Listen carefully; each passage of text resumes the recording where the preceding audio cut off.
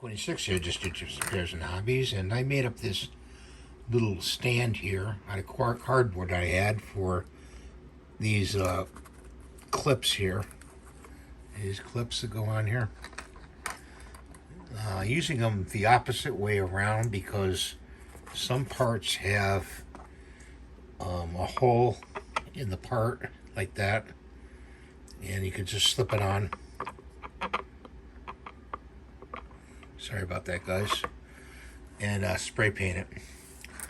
So I'm going to put that off to the side, and that's my tip for today. Pretty easy to do. Just a couple pieces of cardboard, some supports, and Elmer's glue. So thanks for watching. Have a great day. We'll see you next time. Bye for now.